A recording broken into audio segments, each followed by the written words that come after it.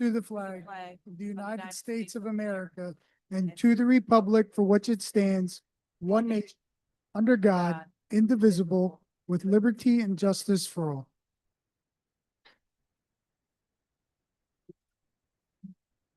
Mr. Needles, roll call. Sure, this may take a minute. Commissioner Neary, Here. Commissioner Baiaco, Here. Commissioner Godioso, Here. Michael Karati, Here. Commissioner Whitaker. Here. Sioko, Here. Alfred Rico, Here. Brian Sabell, Here. myself, George Needles, present. Thank you.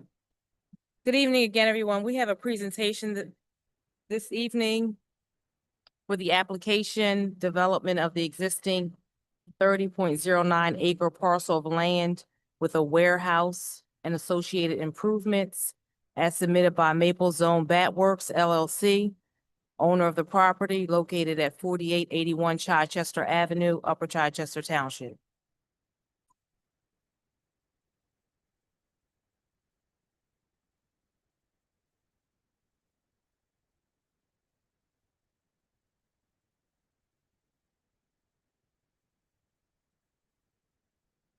Okay.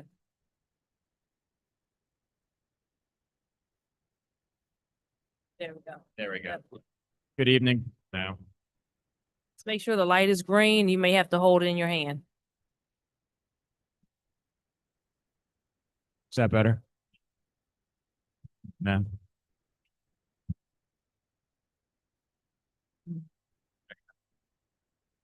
Got it? Is that better? Is that? I don't think. There we go. All right. Good evening. I'm Greg Edelman here on behalf of the applicant. We were just getting the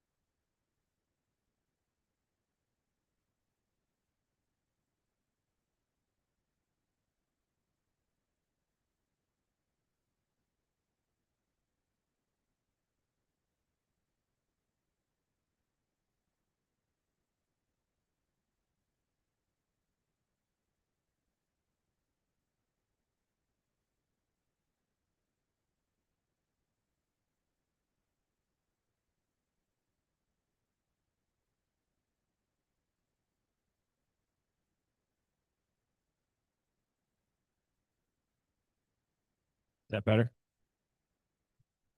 All right. Good evening again. I'm Greg Edelman here on behalf of the applicant. We're here this evening to discuss the preliminary land development plan for the proposed warehouse development at 4881 Chichester Ave. If we could scroll down to the fourth sheet. So we were in front of the board many moons ago. The overall plan layout hasn't changed much. There's proposed 3 warehouse buildings on the property. Buildings A, B, and C. Building A is approximately 114,000 square feet. Building B is approximately 143,000 square feet. And building C is approximately 64,000 square feet. Since we were last in front of the board a long time ago, what's been going on at this point is we've been addressing a lot of the technical comments from your township professionals, but primarily we've been working on addressing all of the performance standards that were associated with this proposed use, and that involves dealing with noise in particular. We also have worked on internal circulation, access, stormwater, and just the overall site plan layout. It's been going through multiple iterations over time, and we believe we've finally gotten to the point where we've addressed the township consultant's comments, and we're ready to proceed by presenting here to the board this evening. The major issue that we have also worked on is how to come up with an alternative access to the site. I don't have a pointer, but if you look at the plan to your right side on the plan, you'll see what is a shaded cul-de-sac. That is a proposed alternate access to the site. The overall plan right now has been showing access directly to Chichester with an emergency access right behind Building C. This proposed alternate access is to create a direct access to the Chelsea Parkway and put that into the final plan so that the trucks, instead of coming out on Chichester, would actually go down this, what we call the Chelsea Parkway connection. And I think we have the other plan up showing that. If we could click on it. And then scroll down. Whoop, nope, one before it. There it is. So as you can see, this is a blow up of the overall proposed connection, which has been the major improvement that we've been working on. To the right of Building B, you'll see that the proposed roadway comes in running along the side of the property, along the Pico property, and then coming down to make a connection to Chelsea Parkway. We believe that working with township staff, that this would be a drastic improvement for the quality of the neighborhood and that the trucks would no longer be going out onto Chichester. Instead, it would be coming straight down to the Parkway and then out to the a signal. This proposal requires the acquisition of ground from another private entity that will be working with the township on trying to acquire between preliminary and final. And then the developer of the warehouse development will construct the roadway from the Chelsea Parkway up to the cul-de-sac. Now, the design may change a bit in terms of where that cul-de-sac ends, but this is the preliminary design at this point. It's a very expensive road to build. The developer is willing to do it because they believe that it does actually afford better truck access. I believe the township also would agree with that in that it takes the trucks off of Chichester Ave. Overall, everything else, if we go back to the other plan, remains the same. There is sound walls and substantial landscaping around the perimeter of the property that we believe addresses a lot of the quality of life issues. We've also talked about when those berms and walls would go in earlier in the construction as opposed to later. The applicant has agreed to do that so that during construction, those noise mitigation measures will be in place. I'm happy at this time to go through any of the remaining comments that the township consultants may have, or if the board has any questions with respect to what's being proposed. But overall, we believe we're at the position now where the board could consider acting on this application as all of the technical items, I believe, have been resolved. Thank you. You're welcome.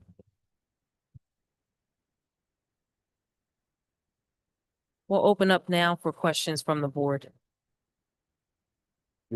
Sure. Do we have any comments later than July 22nd that you replied to? I haven't seen them if we have. In terms of replies? The package that we got, about the middle of October, had a number of things in it, especially under the traffic study. It says you acknowledge. The most recent reviews are dated November 3rd. Okay, well, we have not gotten those. They're in that package, I assume. We just issued those Right. this week on Monday. What I'm concerned with is in any number of the reviews, and even back in May, when I reviewed this, it says, we acknowledge your comment.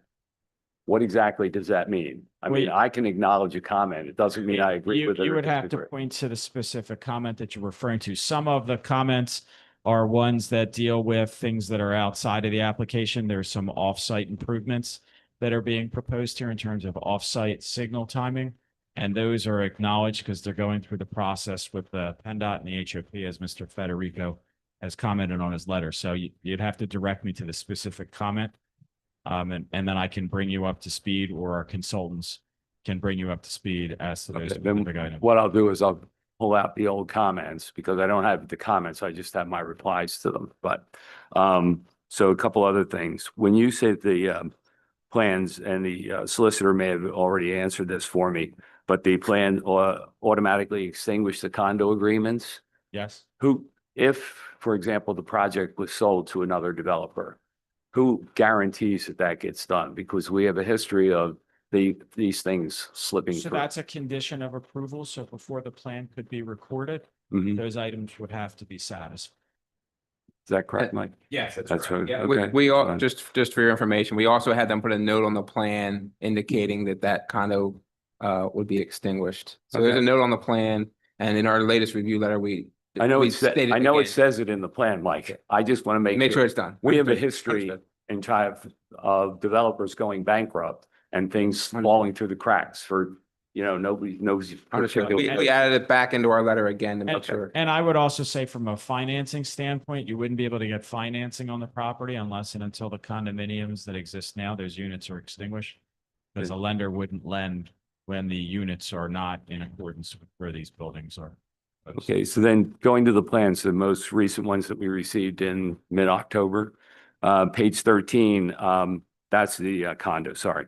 On page 3, I still have a concern about the parking backing into the roadway.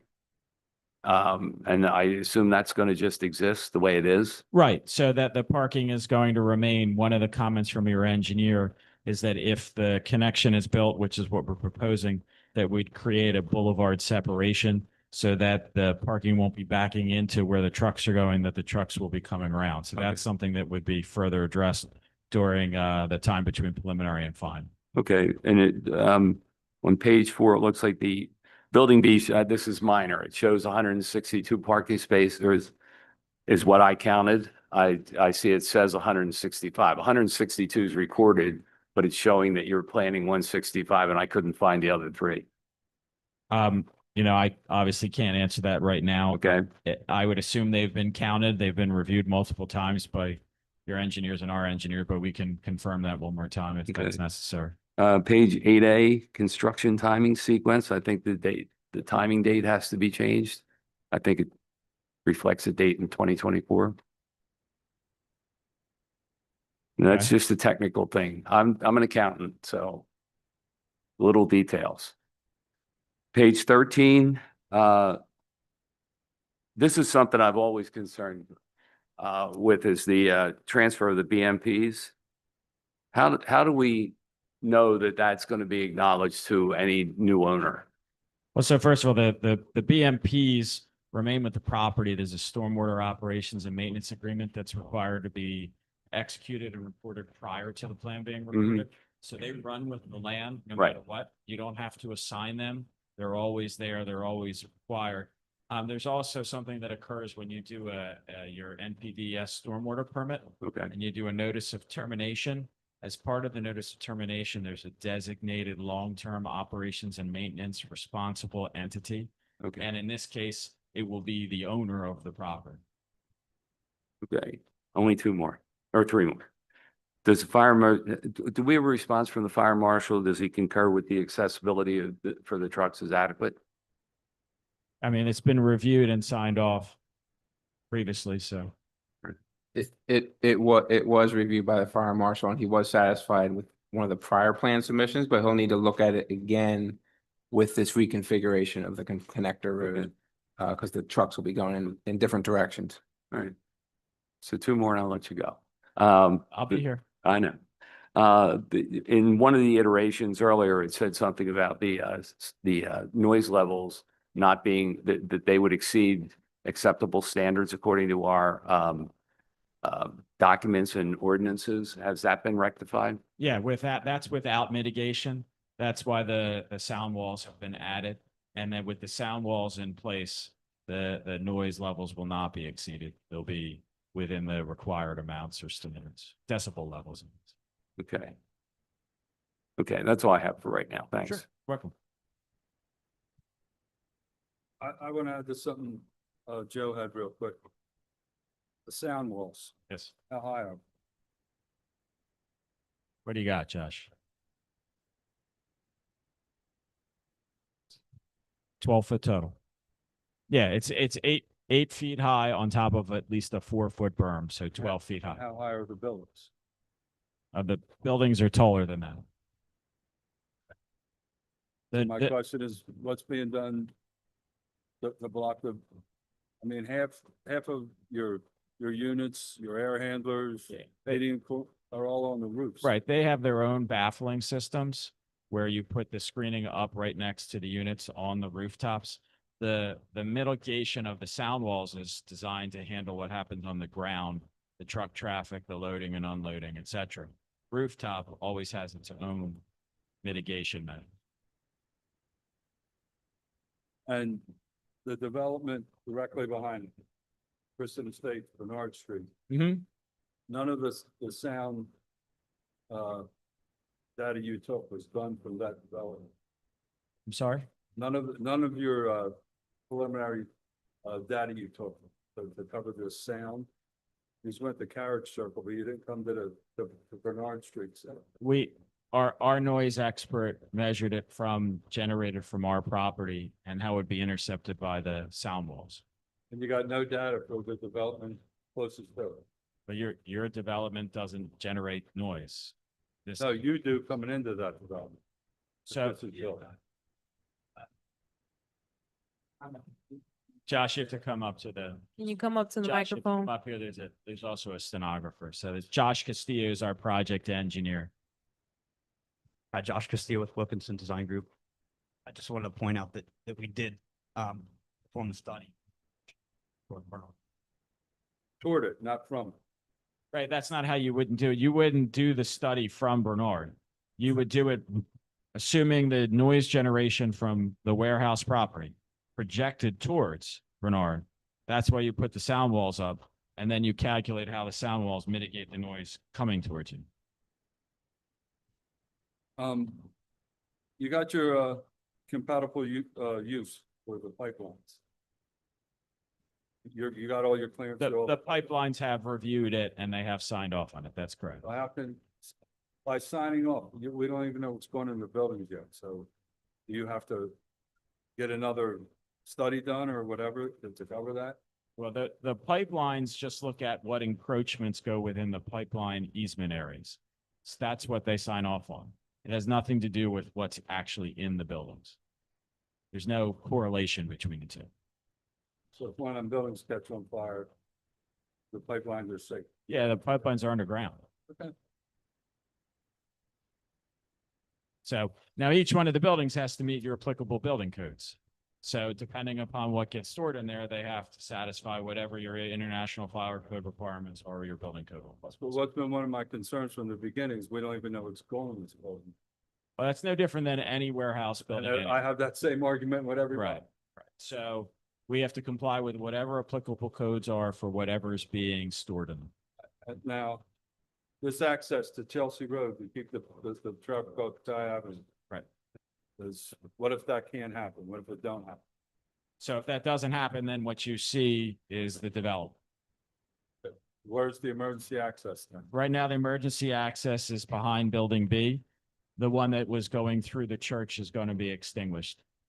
Right. Sorry, Building C, apologize. It's Building C, you see the little access up on the other side. I do not. I do not have a pointer. Okay. Stop yelling at, excuse me. Excuse me. Do we have a pointer, Drew? Okay, give us a minute.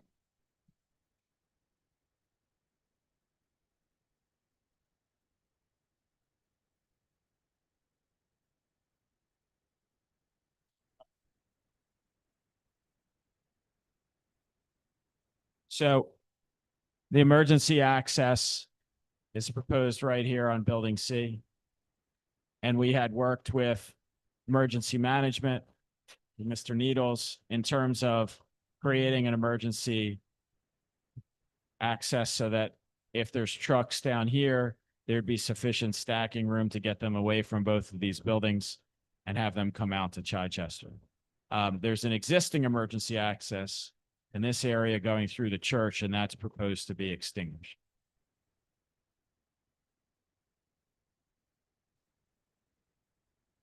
which buildings, the warehouses? Sure, sure, happy to. So these are the three buildings, A, B, and C, right in here. Joe, do you have any other questions? Nah, that's it. for me. Okay, Mike. Thank you, Greg. I'm going to ask some same questions again, but Sure. maybe in a different manner than what Commissioner Baco had asked. Sure. So let's go back to the underground lines. Right. So is there any underground lines or utilities under the footprints of the buildings that would cause any concern? No, there are no lines allowed to be underneath the buildings. The pipeline companies do not allow permanent structures on top. They only allow paving and to some extent, some grass berm. They don't allow even plantings on top of the pipelines. And then all the underground lines within the easements that's all been looked at and Correct. worked out. Correct. You mentioned earlier about the units on top of the building. Mhm. And they would be mitigated, I guess, you said that they would be mitigated with the sound. So Yeah, they have their what- own screening or baffling. So they would have a screen wall That's up right. on the building to That's right. help Yeah, mitigate the sound. that equipment has to comply with your noise ordinance and code as well. Okay. One of my concerns with the project, and I think I mentioned this to you before when you were here, the two lower warehouses, I think A and B, Mhm. that's a big difference in elevation. Right. So I know you have the road coming down the middle and you have parking spaces right adjacent to it. Has there been any thought of how to mitigate that different elevation? Yeah, and Josh can probably speak to it better than I can. So If Josh, it's if you going want to to be come up. built, I want to see if it's buildable. Yeah, so the site gets regraded and balanced, but Josh can explain it a little better than I can.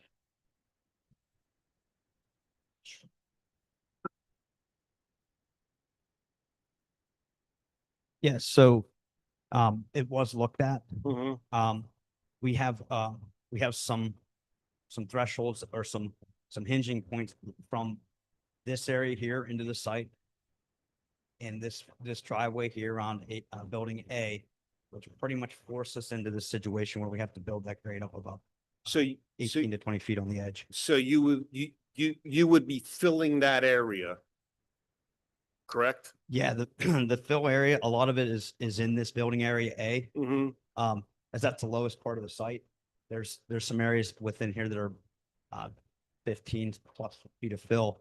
But this site's already kind of cut in that way. Okay. There's already a retaining wall along the main entrance here, drops down to 10 feet already. So it just kind of lends to wanting to be filled to match the roadway grade. All right. The So- building B, it does not have quite as much fill at all. Okay. So along Chichester Avenue where we had that 15 15-foot difference roughly, I think what you said. That's interior to the site. Hold on, more so. time out. Along Chichester Avenue, you would have to build some type of retaining wall there? Now, the Okay, retaining and- wall actually doesn't go around Chichester. It actually ends right there. Right, but I still think we're not on the same page. You have to fill that entire area for This- A and B, Yeah, well, right? So A. if you fill it, what happens along Chichester Avenue? it's graded down at 3-to-1 right to the right by there. There is no wall along Chichester Avenue. There's an So, existing boulder wall there now that's not going to be there. so your parking spaces, they will all be sloped? I'm sorry if I'm asking technical questions, but I'm just kind of curious. Sure. No problem. They're all sloped Mhm. and they're sloped in a manner that meets appropriate grade, maximum 5% grading along there. We try to keep things within the 1 to 5% in the parking areas. Okay. And I think we covered a buffering. You said there's going to be an 8-foot screen wall on top of a 4-foot berm? Is sound wall? What kind of material will that sound wall be? We have it specified in the plans, actually. That's from our sound expert. I don't know if Josh knows those details. I don't know them off the top of my head. They've been reviewed and submitted. Your engineer has reviewed them. So all that materials is in the actual construction details. Okay. There And where it is. Just to also point out, there's a caveat in the plan set that the township can weigh in on what materials used as well. If there's something that they, the material, the design, aesthetics of it, is subject to township approval. And the extent of that buffering will go along where you have, warehouse C. It'll go, I'm sorry, I don't have a pointer, but correct. So it'll go all the way along the length and then down and Right. So the sound wall is along the north in this portion of the northeast kind of area here. Mhm. It does have to end at the gas line there. I'm sorry, no, we did we spanned over the gas line. No, we changed that. I'm sorry. So we now come to this point here around, somewhere around there with the sound wall. And that wraps around all the existing houses, that the perimeter of it. Does it encompass most of the houses? Yes. Okay. In the church. And that area, let me have this area back here becomes all grass as well. So you have the buffering, the sound wall, and it turns into grass. I think there's a small area in here where there isn't a sound wall because of the gas pipeline coming in. And I think, don't we have some type of fence or something, like a vinyl fence plus additional landscaping? So, because we're not allowed to put the sound wall with any footer foundation into the area of the gas pipelines. All right. And my last question, what kind of end users do you typically get in these types of warehouses? Right. We don't have any lined up at this point, but they're general warehousing. So we're not talking about an Amazon last fulfillment. It's really just general merchandising that comes in and out. That's typically for these types of size of units. Could you name any specific ones that you've done, in the past that are now occupying warehouses? No, I can't for these types of buildings. I don't know off the top of my head specific users. Okay. I can just tell you that it's not permitted to be used for a different type, the higher, more intense, because the traffic's based off of just general warehousing. If that type of user wanted to come in here, we'd have to come back into the township for additional. Thank you. You're welcome. What is the plan for the buildings? Are you planning to build them all at one time? Will they be phased? Yeah, there's no phasing proposed at this point, but it's likely they would be built at different times based upon demand. But the overall site will be constructed all at once. There's no way to really phase the construction of the site. So what you'll wind up with is probably one building being built with a pad for the other two being left. There may be depending upon demand, you may have the two or bigger buildings going up with the smaller one coming in at the end. That's my guess, but there are no phasing plans in terms of the construction of the buildings themselves at this point. Any questions or comments from our professionals?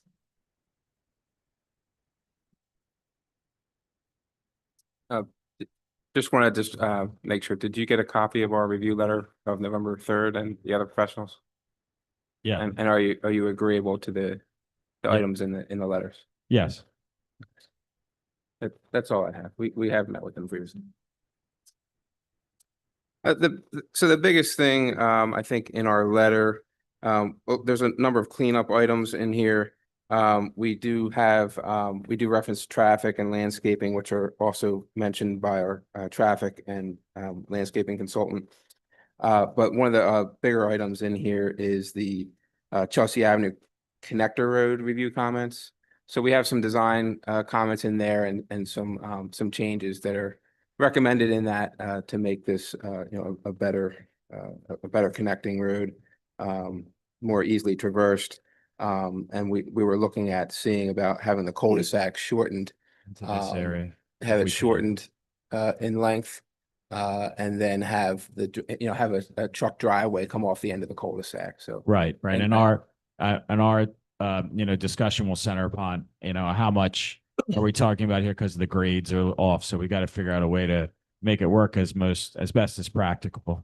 sure, but you're agreeable to Work on that. work on these comments. Yes. And comply because those were Yeah, we had some concerns with the initial design, but it's in general, we did like the fact that you were coming off of Chelsea and taking a lot of truck traffic, or all the truck traffic All the really truck off traffic. That's right. off of Chichester Avenue. Correct. So I don't know if Al, if you had anything you wanted to touch on for traffic? Similar to Mike, you received my review with my comments about the Yes. parkway extension, and you're agreeable to address those. Yes, correct. So I believe previously what had been acknowledged, we had been waiting for some revised signal plans, which were just provided That's right. earlier this week. That, include the addition of the license plate reading camera and improvements to a couple of the off-site intersections that we've been discussing with the planning commission. So I think the next step for that would be to make their next PennDOT submission.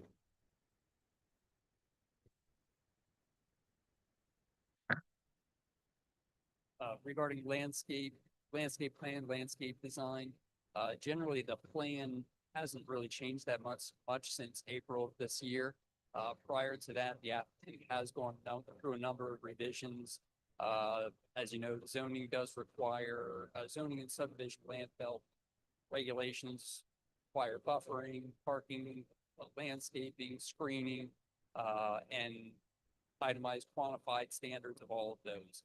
I do believe the applicant has addressed those. Some of the things that we talked about, the noise wall and the berms that were brought up, those were additional things that came out of discussion. There are some regulations in the zoning ordinance that allow landscaping to the satisfaction of the commissioners, and I believe they have addressed all of those requests along the way. Our latest review is very minor. As I mentioned, the plan really hasn't changed since April.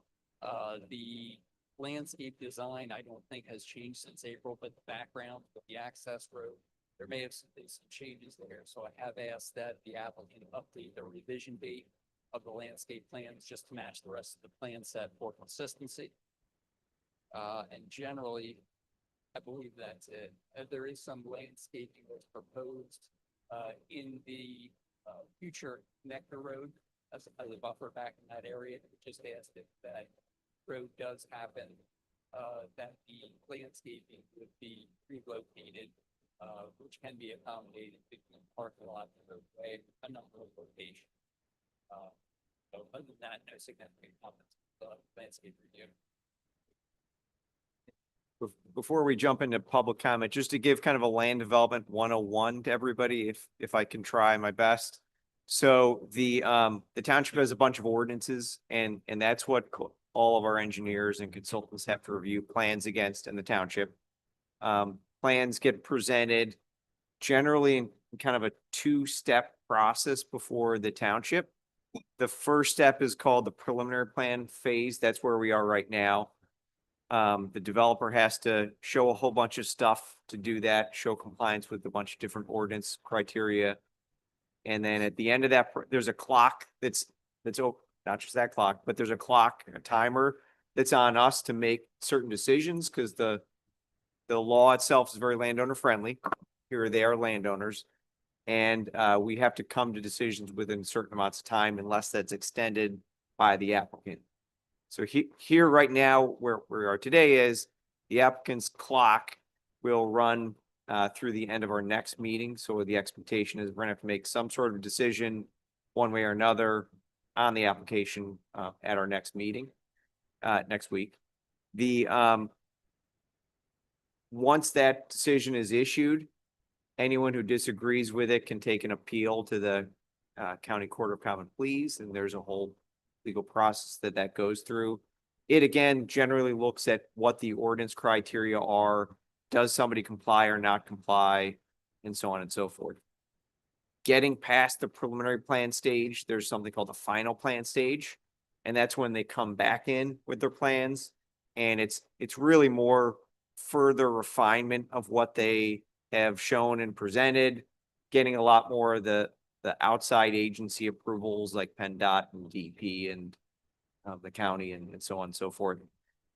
And again, once that process is done, then this board has to make a decision and that decision's appealable again. The, even after that point, most development, an applicant can come in. That doesn't mean that they're gonna be the one to put up the walls. Greg is not gonna be digging ditches and putting up the buildings himself, maybe, I don't know. But they often can flip to somebody who's gonna actually construct the site. There are a variety of protections that we as the township always put in place when these projects go through. Included among them is all the stuff we're talking about tonight, like the sound wall and the berming and a lot of the grading work and the stormwater work and everything else. An applicant and developer have to put up financial security, to put up money to do that before the plans get released so they can be recorded with the county. They also have to enter into a long-term stormwater management agreement to make sure that both they and the future owners keep up the stormwater management so it doesn't affect any future users. And, you know, if there is a need to enforce it, there's a mechanism for the township to go after it. Otherwise, the plans themselves sort of set the rules for the road for different applications that come in. That's why a lot of these plans have a whole bunch of notes on them. Those notes are each restrictions on what somebody can do and can't do. So when a developer's coming in and saying, for example, we're going to build this in this sequence, or we're going to agree to extinguish the easement through the church property, those all get put on the plans as conditions.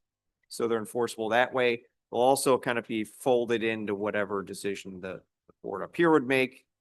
So those all, there's a checks and balances process for each of those to take place. And there's money behind it for the financial security.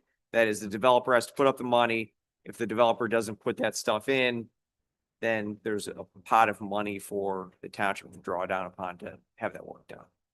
I just wanted, while we're here, and a lot of us might be new to the land development process, I just want to make sure everyone kind of understands at least the basics of the mechanisms we go through.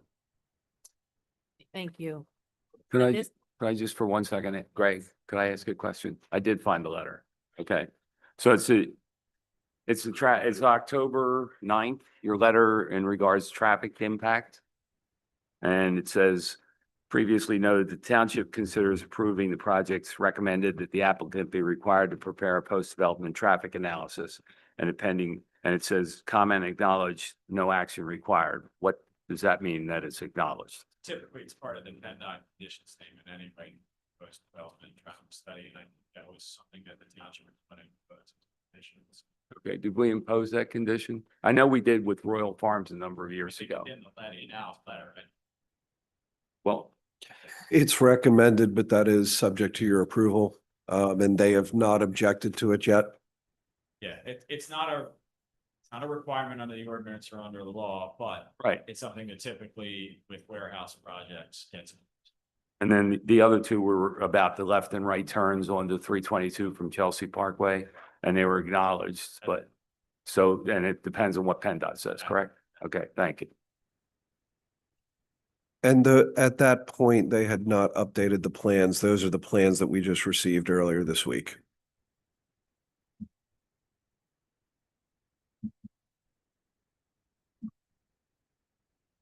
At this time, we'll take public comments. If you have a question for the developer, please come to the microphone and give your name and contact information.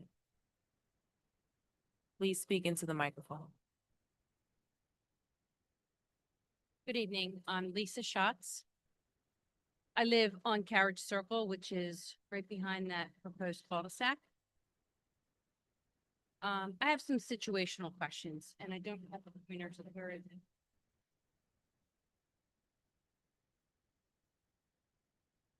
So the first question is about these sound barriers. Will it be along this entire strip here? Because our development is this whole area back.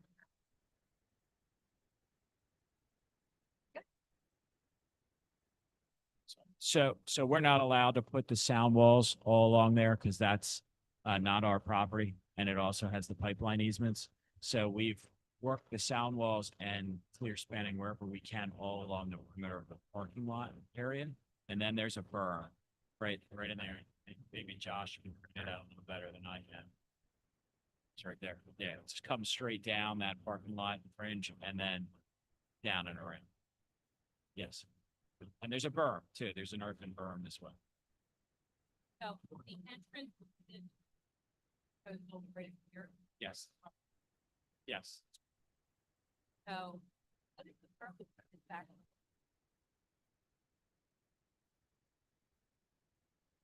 The cul-de-sac gets connected with a driveway that then brings access into the site.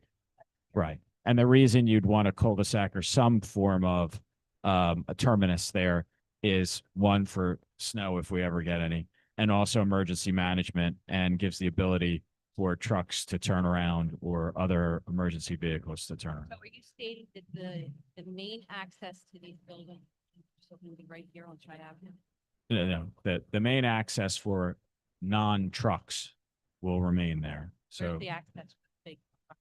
all the way down on Chelsea Parkway, and you can see that on the other plan. So they are coming in this way. That's, New- that is what's proposed. That's correct. It seems like it's overwhelming for a lot of us to handle it. Trucks are coming in and out of this, coming down to the new light, going behind the supermarket, back down, out to 322. So this, it'll just be in and out from the 322 traffic light. That is the plan, right? So what is this green hash mark? Legend's very different. from the green. That, What is this area? that is just going to remain green. Right now, it's a field. You can't build on it because it's covered with pipeline easements underneath. Is it going to remain a field? It's gonna be grass. So where do the trucks come in and out of these buildings? This area here? Those are the rear. That is the truck doors and the loading docks So back the- there. It's not an entrance. There's drive aisles that connect everything. Maybe sheet 4, 5. I mean, the one next to it, the one without the color. I think it's 5. Whoops. No, not that one. Other set. If you scroll, no, up then, go up. There was one that was black and white. Right there, right? No? There you go. A little bit. But, okay, so just for everyone's clarity. Yep. This hash mark here, here, and here for these 3 buildings represent the base. Those are the loading areas, yes. So the trucks come down and through a road here That's correct. to drop off or take whatever gets put in this way too, right? That's right. So how does the trucks get here? This ends. No, it doesn't end again. That has a terminus bulb, but right where you have the green dot, there'll be a drive connection. There's a main road that goes through Butler Does it come Farm up Road. here and No, go this no, way? may I have the pointer? Thank you very much. Yeah. So right now you have the Butler Farm Road here. This will connect to this new road. No. The trucks are not to come out through the access, but the trucks come up the road into the site. They then access the site by using the new road. That's right. And then they come back up. That's right. That's right. There you go. That's correct.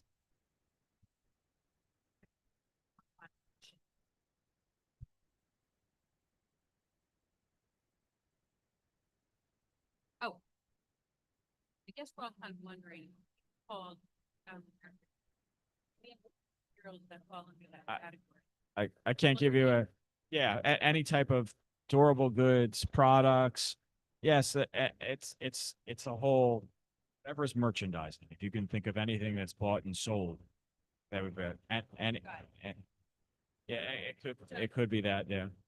I think that anybody that creates a lease, whether it's the township or not, for a business, commercial, they apply for, do they have to apply the township? to be able to kind of- But it's not necessarily selling goods here. Sorry. But to be able to lease and Yeah. product for township, Yes. they Yeah. clear it with the township. Yeah. Yeah. So well beyond the steps, let's say there's an existing building out, you see them all the time, buildings with, building for lease, right? Yes. All right, so before someone, that essentially is either an empty space or a space that someone has previously left with equipment or furniture or something in there that's not. They have to then come in to the township with a plan, right? That plan is a two-part submittal. Who were they? The owners of the building or the person? The that had applicant can do it if they have something signed by the owner stating that they have the right to do it, like a lease that gives them the right to do it, or the owner of the building can do it as well. That needs to be it's a two-part process. First, it's a zoning application. The zoning application verifies that the use is an allowable use by right. And that, any of the things like these performance standards that we talked about, that they say that they're going to comply with these standards. Then they submit a plan, and the plan is actually governed under the Pennsylvania Uniform Construction Code. That's a PA law. So we, many years ago, 2012, no, 2008, opted to enforce locally the Uniform Construction Code for the state. So they put together a plan and they say, based off of what we do, this is what our layout is going to look like. This is what everything is going to be in here. And then that has to get approved and reviewed to make sure it complies with that code. And once that's all done, they get an approval to go in, they can build it, they get inspections, they get all that. And then To build it out the way that they're needed. correct. And then final to that, they have to get what's called a certificate of occupancy. Yes. And that requires an additional inspection to verify that they met all the requirements of all the codes. Codes for what, fire and safety and things like that, but what about product in them? I So mean, do you, product that Manage- goes in them would have to be in compliance with what their use is. Okay. okay. Thank you.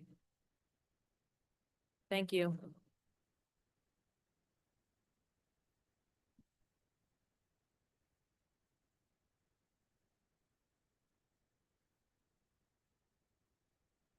Good evening, everyone. Danielle Earhart, 2627. Wanted to try. To the board, I have a couple of questions and then just a couple of comments. Right, these are response. The new access. Sitting through the planning committee sessions, I was under the impression that that was not an option. The new cul-de-sac entrance off of Chelsea. That had been turned down. Anybody clarify that for me? So why don't you go through your questions and then Okay, circle that's, back? that's fair point. With that access, I would like to hit a point there that has been talked in extent. You can access on Chichester Avenue, you can access on Chelsea. When you're using these warehouses, the assumption is that they have to be traveling from, which would be I-95. 322, access to 95. I still question it, and I would like the board to seriously consider this. As far as I know, there will be no access to South Bend. Where are the trucks coming? What are their routes? We're making assumptions, as has been presented, that the trucks are going to enter off of Chelsea. We can say that. We don't know that that's actually happening. There's also the assumption that all of these trucks were going to route out into 322. Who is policing that? They can very easily make a right on Chichester Avenue and travel down Chichester Avenue freely, which is a concern that has been brought to the board, has been brought to the planning session, and I bring it again. In order for these trucks to access southbound 95, the only viable route is Chichester Avenue. And if I'm a trucker, that's the way I'm going. Just wanted to make that point. I also wanted to talk about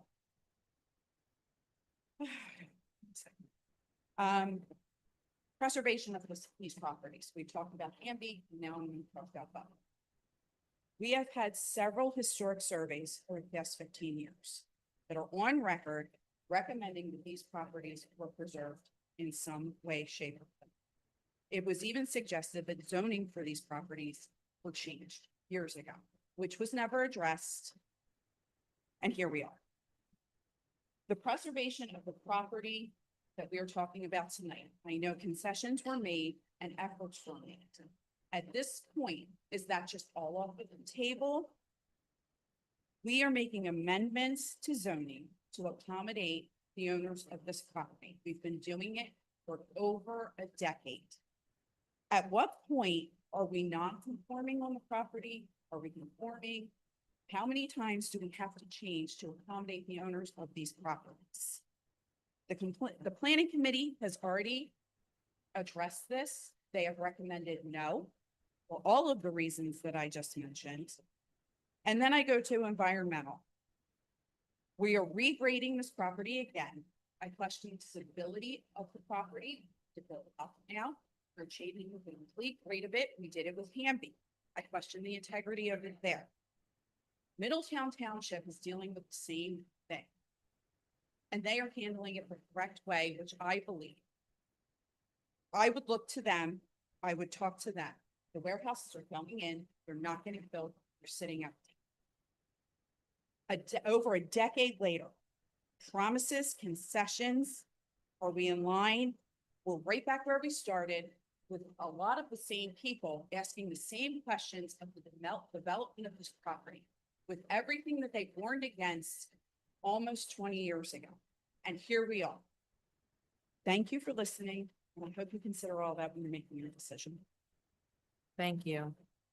So Danielle, I can try my best to answer your questions.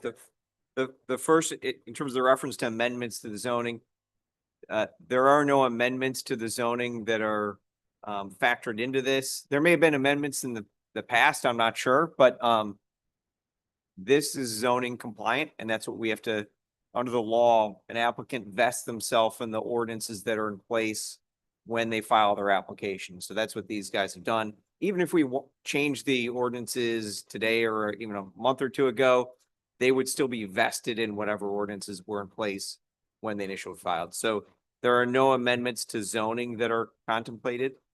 In terms of the acquisition of the connector road to Chelsea Creek Parkway, the applicants represented that they've reached out to that owner about acquiring that needed right away. I think that if this is a project that the township would want, or an element of the project that the township would want, we would do so ourselves and or take other appropriate ways, because we're a township. We have different ways we can do things to get that done.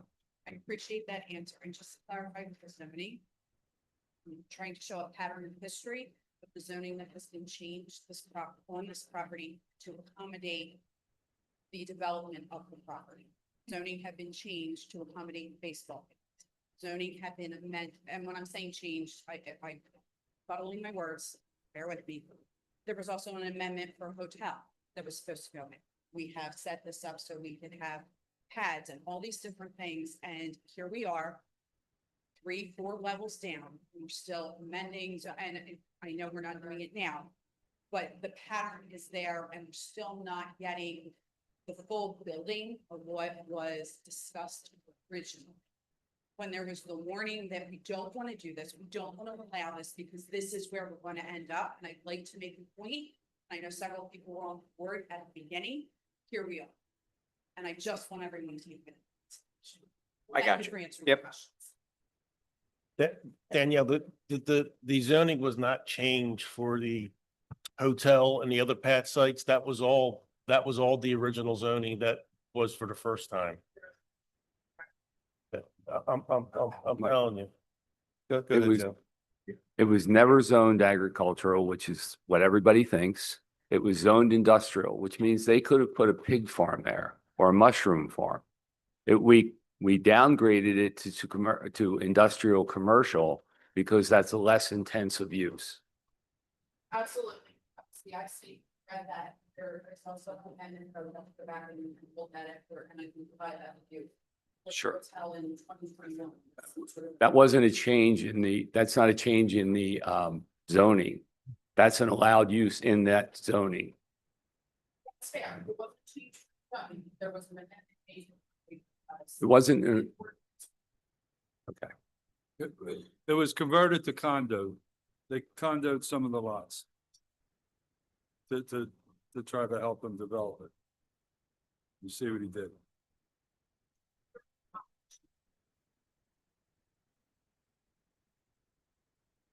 Joe DeMarco, 2246 Amos Creek Road. I think my comment is probably the easiest one of them all. I envision this project going 24/7, which I would imagine that's how they operate. And the one thing that's always gotten past us in years past was the ambient lighting coming off the property. Now, I see this property now, especially the development to the back. It maybe it's going to wind up being, you live next to Citizens Bank Park, but that's something that always eludes us. It always comes up after the fact. So you've addressed it in another way. I just know that it's one of them little things that always sneaks by, that the quality of life surrounding the property as far as nighttime life is beneficial when it's taken into consideration. Joe, I think one of the things that this board did was years ago, Brian Seidel. Brian's a professional planner. The township never had an appointed annually professional planner. So Brian's been with us now for 6 years, 7 years, 6 or 7 years. So, all of these plans now also get reviewed by a professional planner. Okay. He does that deeper dive into Great. the ordinances to ensure that all the compliances are being met. So lighting, I can't tell you how many times it's brought up lighting. So, but yes, that is, has been in the past a very. It's a biggie if you live close by and if you're taking into consideration that's really all I got. Thank you for your time. Thank you. Anyone else have public comment on this topic?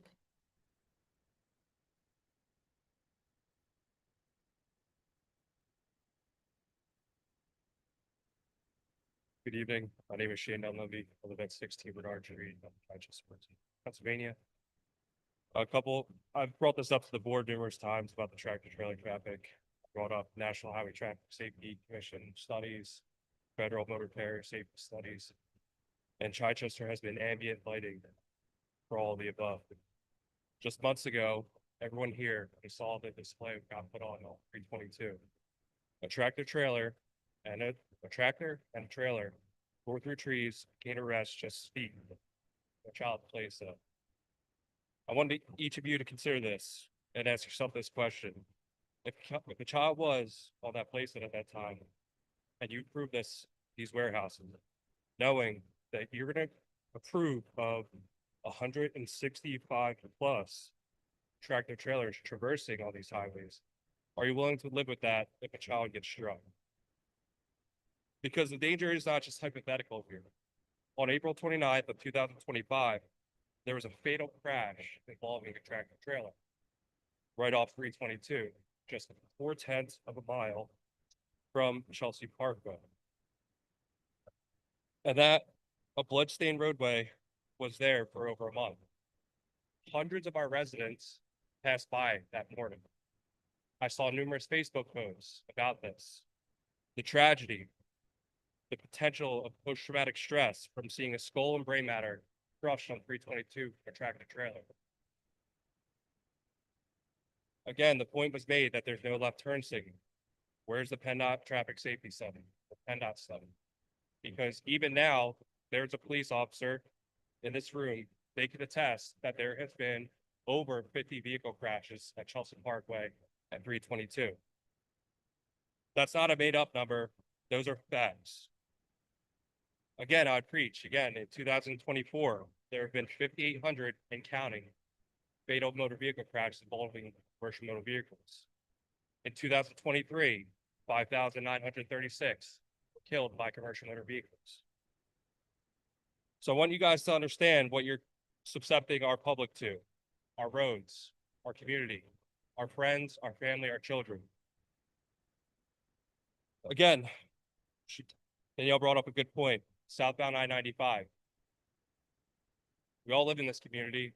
We all know Chichester High School is right off of Chichester Avenue. Would you feel comfortable with an 80,000-pound machine traversing feet away from your child? So this is not an emotional statement or fear-mongering one. This is a logical, statistical-based statement. So ask yourself, please, as the elected officials that we elected you, take a look in the mirror and see if you can live with yourselves, knowing that you're going to allow the operation of tractor trailers to go throughout this community and potentially harm one of your community members. Thank you. Thank you.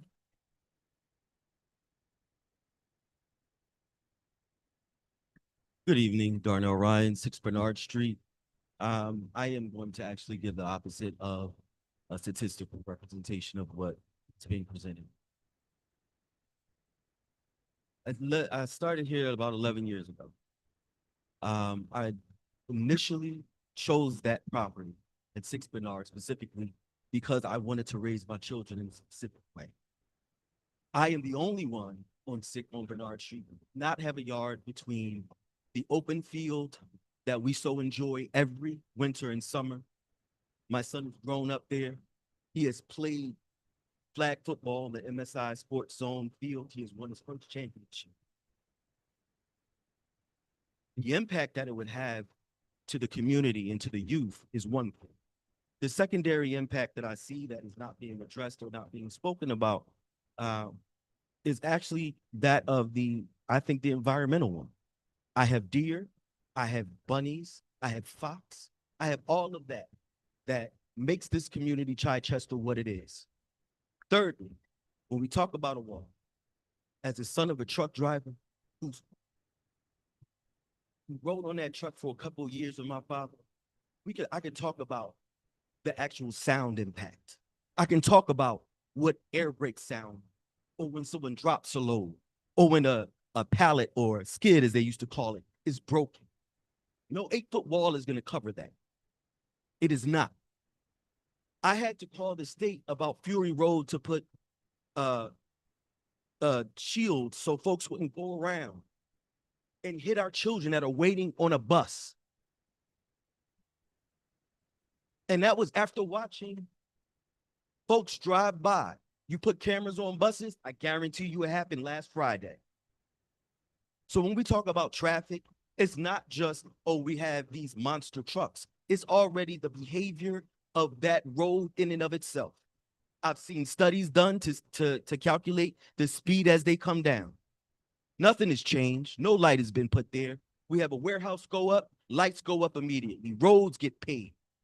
But where's the value for us? And now I have to consider the property value loss because I have a warehouse behind me. That is nothing to sell to anyone.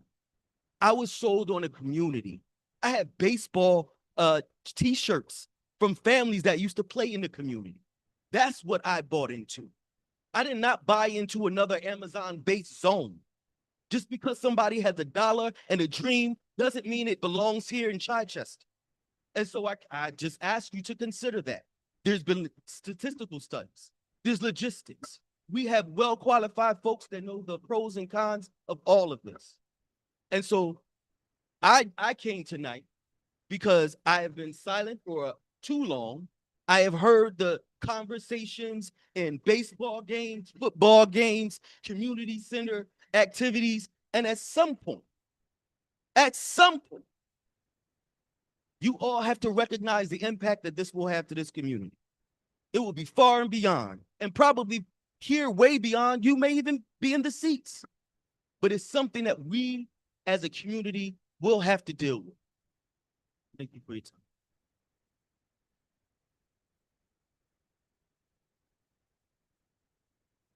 Thank you for your comment. My name is Greg Miner. I live on Summers Lane. And I want to give you a personal experience. I came to the meetings that were held for the truck facility across Tri Avenue. That was just put up and hasn't even been opened up yet. And I remember hearing about all the sound barrier walls are going to go up. And I wasn't really happy with that, with the building, but I thought, well, the sound barrier walls should help. So after building was up and the sound barrier walls coming up, I went over and had an inspection.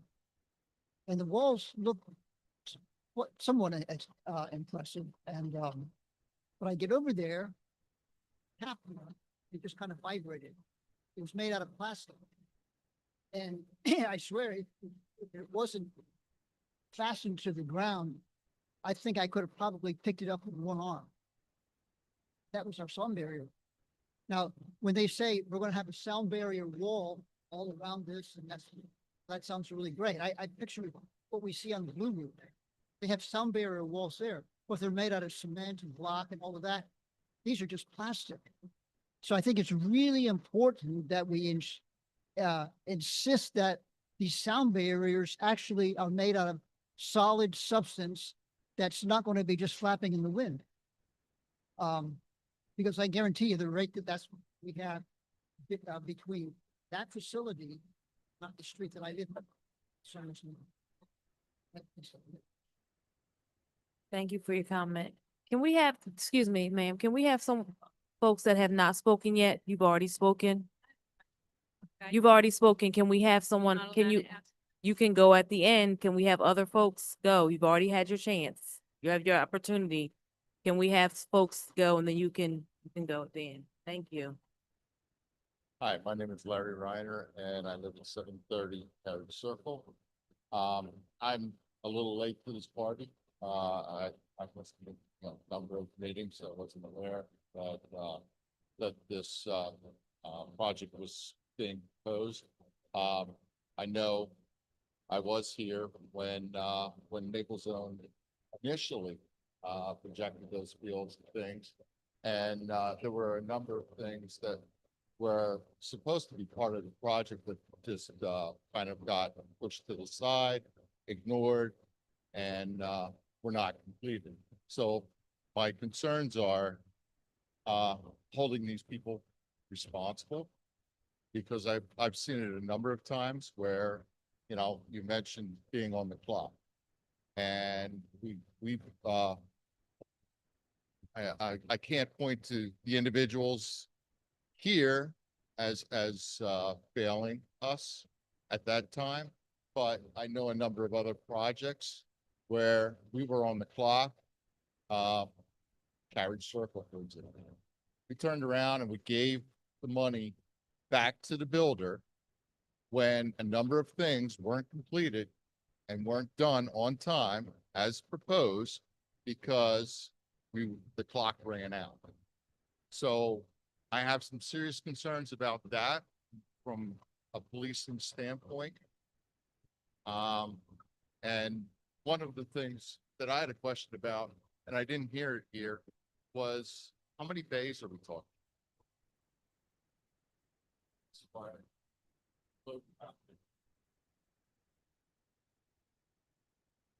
Josh is checking. Hang on.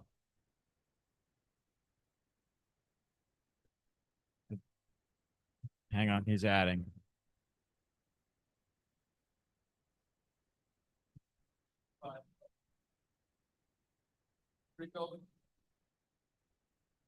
Can you speak into the microphone, please? Can you speak into the microphone? Thank you. Are we talking 25 per? 70? 70. Okay, so, what, 25, 30, and probably 40? Okay, 24, 29, and 15. Okay, it's pretty close. So you're talking 70, 75 slots. On average, it takes about 25 minutes to load a truck with forklifts.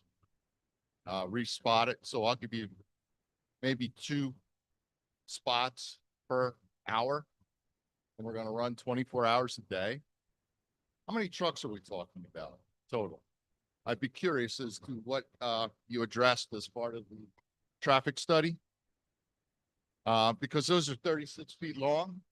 And last time I checked, I mean, you put what, about 5, 6 trucks, and we're out to 322 from Chelsea Parkway along that corner. And I think, to be honest with you, this is the wrong time to be considering this. You're in the middle of 322 road construction. We're not talking 2 lanes. Yeah, going that way we are, but going towards 95, and you haven't even started the other project yet. And this project here is supposed to go on for at least 1.5 to 2 years more. Okay. Yeah. So we haven't even started the part from CSX Bridge to 95.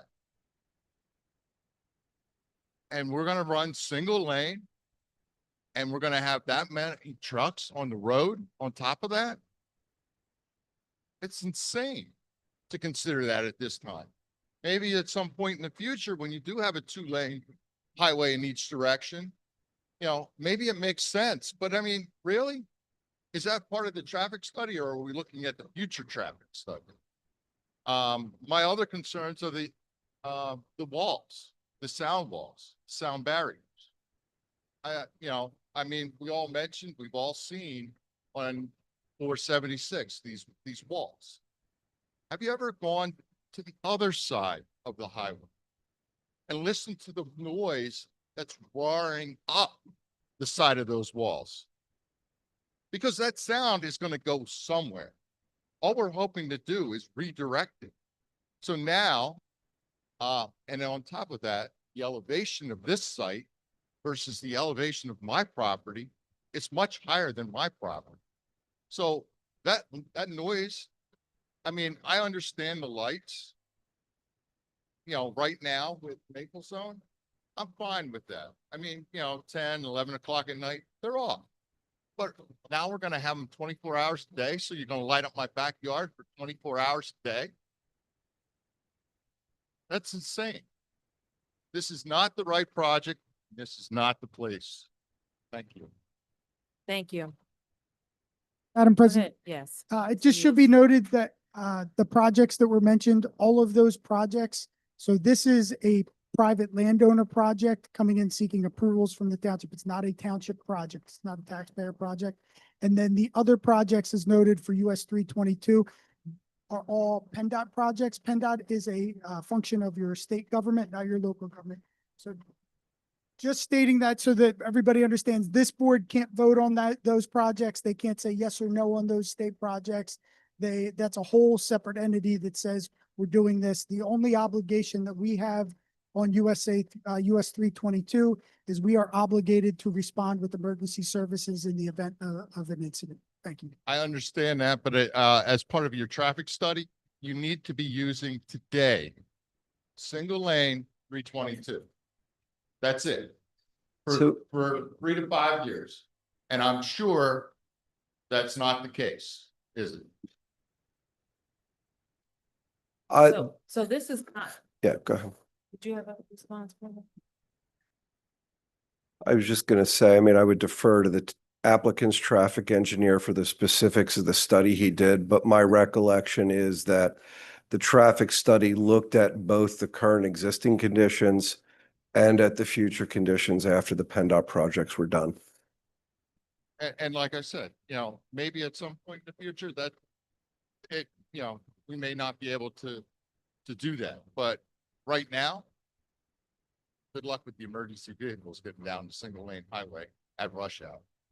And then with the volume of trucks that you're going to throw out there. All right. Thank you for your comment. Next, please. Hello, everybody. I'm the resident of the Cadence Circle. In my opinion, you know, I don't know how far. Oh, and then I get.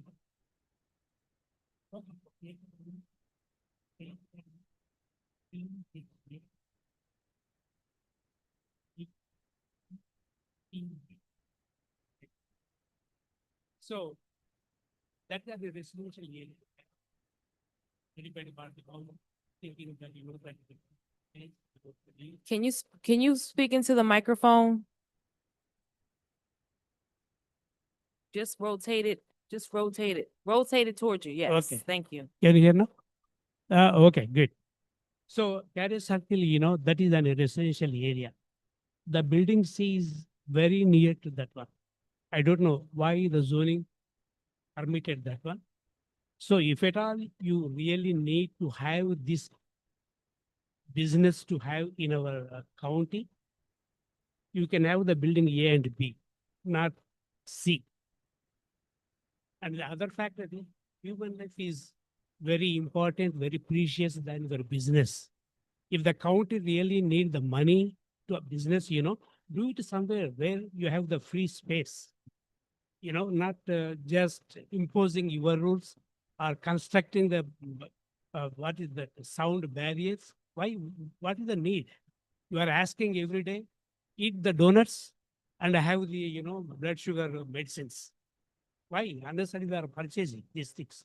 So the county people has to think over that one. Keep this business or construct these things somewhere where you have the free land, something. Or if at all this is a must, take out the building C, keep it open space. At least our carrier circle people will be free from the sounds. You should take out the barrier construction. I mean, in your opinion itself, in general. Why do you want to keep that one? So these are my thoughts. So overall, you take out, it is not a good proposal. If at all this is a must, you have to take out the building C. So that, at least we have some freedom. Carry circle people. Freedom. Thank you. All right, thank you. Hi, Maureen Wall, 5105 Martin Avenue. Got a couple. First question, I guess, is Mr. Alderman mentioned the developer. Has a developer been lined up for this property, or is this still an unknown to be determined developer? You're referring to the users of the building or who's going to build the project itself? Who's going to build the project Right. itself? We still don't know yet. So you don't have somebody lined up for that, so may never happen. Has PennDOT reviewed the Chelsea traffic pattern if that access occurs? Or is PennDOT still just looking at Chichester Avenue? We know that answer. How will we prevent the trucks from using Chichester Avenue? Just because they say, it was supposed to be from the ball fields that they wouldn't use Summers, but we know how well that worked. So, what's going to stop a truck driver from turning onto Chichester either direction? We also know that over on 322 on the other side of the bridge, there's a whole bunch of warehouses over there. The ones leading up to 295, I go past them more often. Yeah, they're about half full. They've been built several years. They've been completed, but they're still about half empty. I recently had the opportunity to go past that, and there's another half dozen or so warehouses that are almost completely empty. You can also, look Marcus Hook, as we know, that warehouse is empty. One of the ones where Tri-State Mall, it's empty. The Claymont, where Claymont Steel used to be, that warehouse, Pepsi's obviously using it.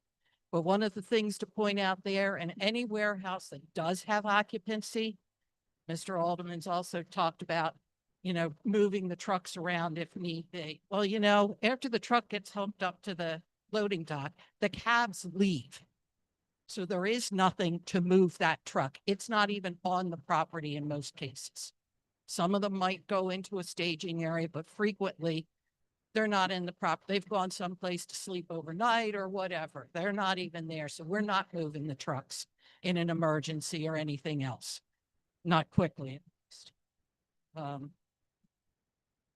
I think those were all my comments. Thank you. I think, Maureen, that was a great question, and maybe Greg can answer this because it's my understanding, Greg, that you do a lot of work for these types of facilities. What is driving that this area is being developed with so many warehouse type structures that are not filled, and that there continues to be a need or a desire for that? What's the ethos behind your your boss on this project to say that this is the best project for his site? What analysis was done? Was there any analysis done? Sure. I mean, I wasn't part of that analysis that was done by my client before I got involved, but from my experience representing multiple industrial developers, the demand for modern market warehousing continues to be extremely strong, especially as you see internet commerce begin to increase. If you don't know, internet commerce is really only about 20% of the retail market. you still have brick and mortar as being your main retailers. As time has gone on, you see that changing. That's why the demand for warehousing continues to be very strong as you get away from that traditional model. So in these areas, of course, the driving force is the road locations and the population locations. If you didn't know that Pennsylvania, in particular, South Central Pennsylvania and Northeastern Pennsylvania, they can reach about 40% of the country's population within a 4 to 6 hour drive. So this location's a little bit of a submarket from that, but it's still a major hub. That's why you see warehousing coming into this area. That's why this site is ideally located, because of the location of the proximity to the major roadway. So that'll continue to be a driving force in the area. Whether a warehouse is empty or not, I don't know where that happens or why that happens. A lot of times some developers build it on spec and then they wait for the right user to come in at the right terms. So you might see that as empty. Other times businesses decide to move from a warehouse, but they continue to pay on the lease. So there's lots of variables, but I can tell you from my clients, and not this client, just a lot of my clients who do this, continues to be a very strong market. It hasn't diminished at all. And the demand for this type of warehousing in today's economy continues to grow. Do you represent the current owner, or who do you represent here? I represent this project. So did he come to you? No, You went to him to solicit the land for no. these other I'm an folks? attorney. I am his paid professional, just like the township Okay, has paid I'm paid. professionals. I'm not his So partner. the other folks that are here They're tonight, all professionals. do they- they work with you to develop this for your client? They're- Or they represent? we ahead. they share the same client, engineers and traffic engineers and other professionals, just like there's a traffic engineer, a planner. True. and So you represent the potential buyer of this land? No, No? we are consultants working on behalf of the owner of the property. He must have a buyer that's interested in it. All right, and you're speculating a lot of stuff, but I mean, doesn't he's, have he anything owns to do with what land we're that he talking plays about tonight. baseball with. Why would he get into warehousing? That's- So George asked me a question with respect to why are you seeing warehousing here? Why are you seeing warehousing in the proximate area? And Thank you. based on my experience, based on the other clients I represent in the same industry, that was why I responded the way I responded. So the board here tonight, the old farm that used to sit between Chichester Avenue and 322. Did those folks go through this same process that we're all listening to tonight? To build that warehouse that's there today? You Yes, mean the every Hamby Farm project- property, The old Yeah. farm that The used to goat sit farm. there back. the goat farm? Yes, it went through the same process. And all these studies that we're talking about tonight, there were similar ones done for that, right? Yes. So it's actually favoring, it seems like it's against us because they've already gotten one through the gate. I mean, there's 3 more right behind it, so. I don't know. Yeah, but we Right. can't editorialize Yep. here, okay? Is that your last question? That's all. All right, Thank thank you. you. Just to put kind of a bow on what Mr. Edelman was asked, though, the township, the board is our local government. One of the metrics we are not permitted to apply is whether we think an idea is a good idea or a bad idea, or whether we think a business is gonna fail or prosper. We have to look at it through the lens of our ordinances, what it allows, what doesn't allow. Someone could build an office building, and an office building could sit empty for 20 years or 50 years. That we're not permitted as a metric to use that for any kind of decision we make. Thanks. Howard Mosley. I don't live near this area, but where I have lived all 70 of my years is in Chichester. I remember when you could horseback ride. And I also know what development can do to a neighborhood. They put the park over where I lived at, friends. We wanted the trains, they put up a sound barrier because across the street, they put up a pin machine company. I guarantee you will have noise, you will have trucks, you will have accidents, you will have ambient light, and you will have property depreciation for about. Young man would have said earlier, I wasn't gonna say anything because I don't live in this area or in this part of Chichester. But I like to see the people in Chichester have what they need.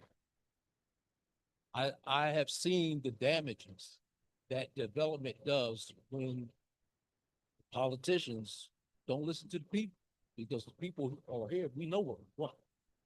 And from what I've heard tonight, I don't think anybody wants this warehouse.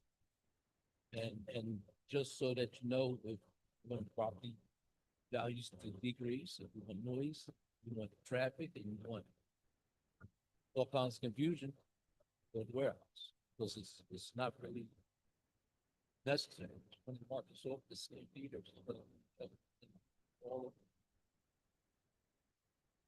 Thank you. We have two more comments. Two more, then we're gonna wrap it up. Thank you. I wasn't really prepared for this, but my name is David Jones. I'm from 2322 Fifth Avenue. First of all, I'd like to know, the runoff that you're gonna get from building this land up that high. Has that been addressed? Because, if you're going up that high in the elevation, Chichester Avenue at the bottom under the bridge already, it's a lot of water. Where's it gonna go? Yeah. Yes, sir. The traffic, the stormwater management has been addressed by the township ordinance and through the county conservation district and PADUP.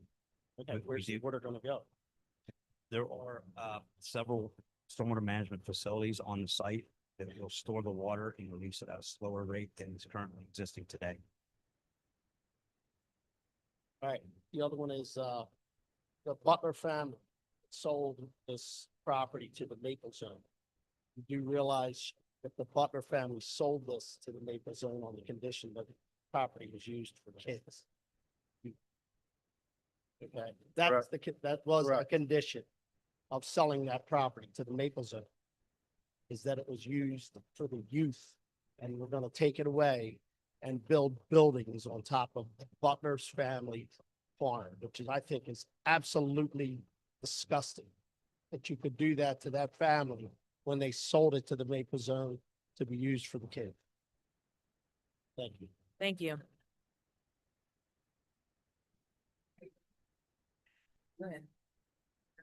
Dave, before you sit down, I did want to answer your stormwater question a little bit in detail. So the way that the law works is when someone puts something new in, they have to be able to show from the engineer's perspective that they're not going to increase the rate or concentrate or increase the velocity of the stormwater. And so that's why development, when it comes in, there's a series usually of basins to hold it, slow it down, spread it out. It either goes then down or where it would otherwise naturally go. And they're very lengthy stormwater management reports that are prepared by the applicants, then reviewed by not just the township, but also the county. And then they're reviewed as they go in as to whether they're working or not working. Good evening. My name's John Truax. I live on Boudwin Avenue in Upper Chi.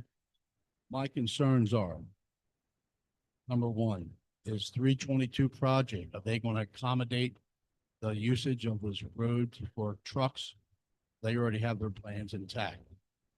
So they're not going to accommodate any over usage of Chichester Avenue. That's number one. Number two is my concerns about kids. The community is always talking about good education for kids in the community, the schools, the football and baseball fields. What's going to happen when you have a lot of trucks coming in day and night in these facilities? One over here just went up, which is not occupied right now, I believe. This other one here, you're going to have, how about school bus drivers trying to get kids to school on time? They're going to have to start earlier now and get home later because the tractor trailers, we know, if you get one behind one, I'm a driver for over 40 years. They don't pull out like a Corvette. So when they're pulling out from an intersection, and there's cars behind them, you're going to be tagging all the way behind them. So you're going to slow down the traffic completely to the residents of the neighborhood. That's all. Thank you.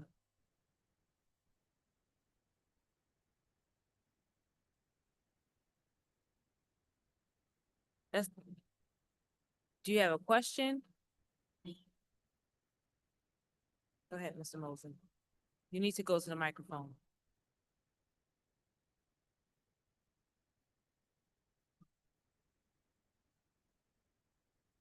Howard Mosley, again. The stormwater, I know the gentleman was talking about controlling the stormwater and stuff. After the local development of factories and stuff in my neighborhood, every rainstorm, I have a lake in front of my house, which I've been talking to the township about for 2 years now. It has not been addressed. So I don't know how well they manage stormwaters, but they do take the time about getting rid of them. So your problem, as you know, is, I'm your commissioner, is a PennDOT problem. That's not a stormwater problem. That's a PennDOT issue. And that has not been addressed by PennDOT, so. All those trees were across the street, that fact. It haven't stormed. That may be true. However, that is a PennDOT problem. Okay. So at this time, do we have any other questions or comments from the board? We'll move on. Thank you for your Thank you all time. for your comments. I just want to speak on behalf of the board to let you know that we hear your concerns. We share many of your concerns, and we are taking each of your comments under careful consideration as we move forward in making a decision on this project. Okay.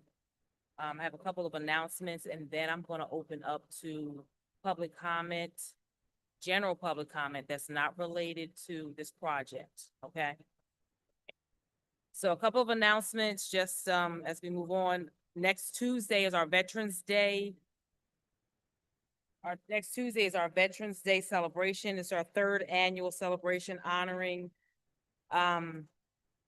our veterans here at the township, Tuesday, November 11th at 10 a.m.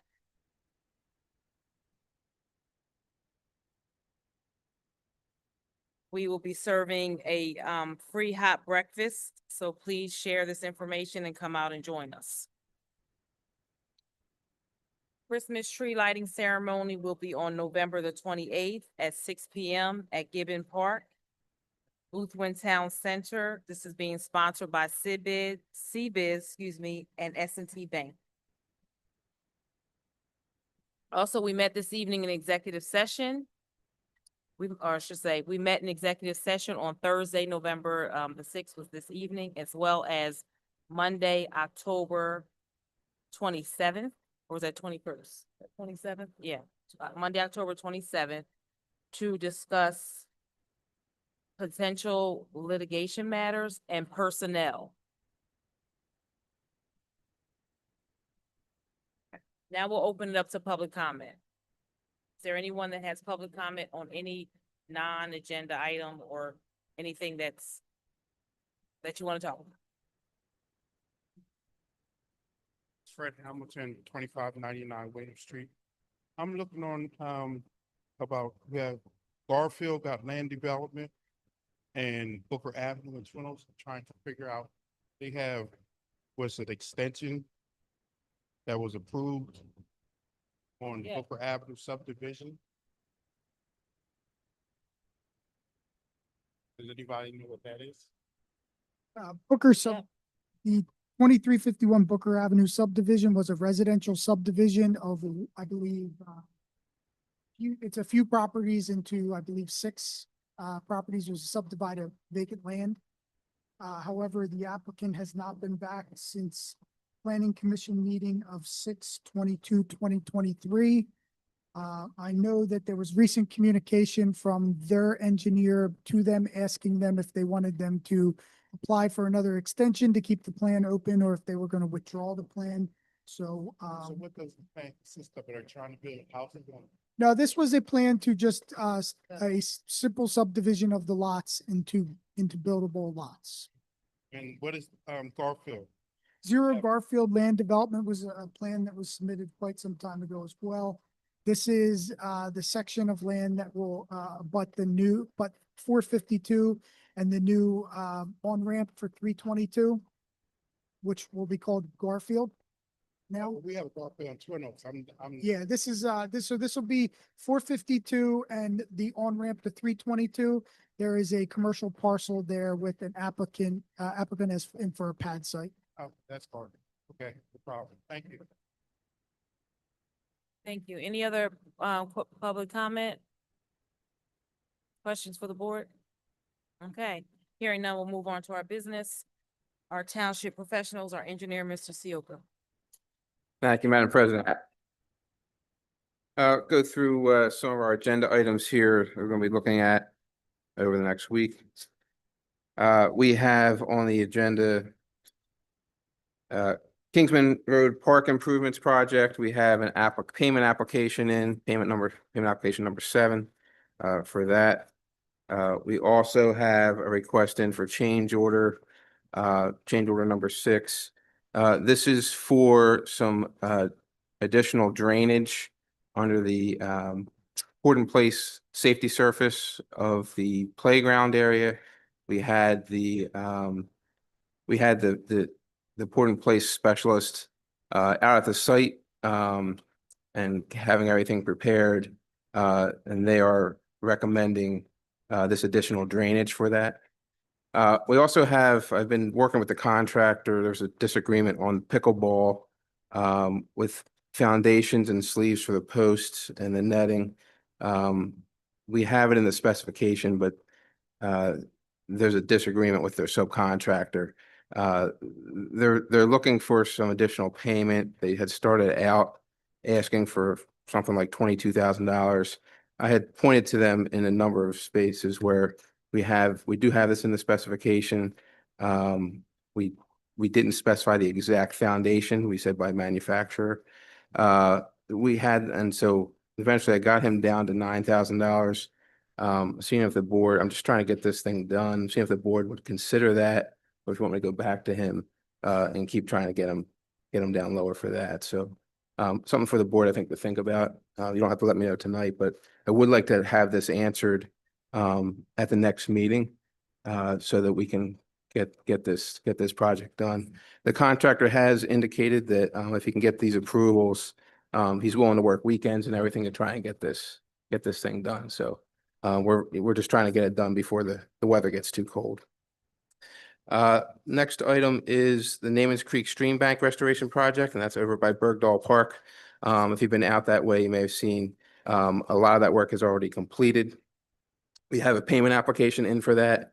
Payment application number 1. The area has been regraded. The new stone has been put in. The embankments have been restabilized. The only thing we're waiting for is him to come back and put in the live stakes, which is recommended within basically in this time period, the first couple of weeks in November is the ideal period to plant them. And so we're coordinating with him. He's supposed to be coming back to finish that up. So anyway, this is payment application number 1. Like I said, for most of the work that has been done. Next item, you have on here for Johnson Avenue payment request, but I talked with the contractor today, and he said he's just going to hold off on asking for payment until the next meeting.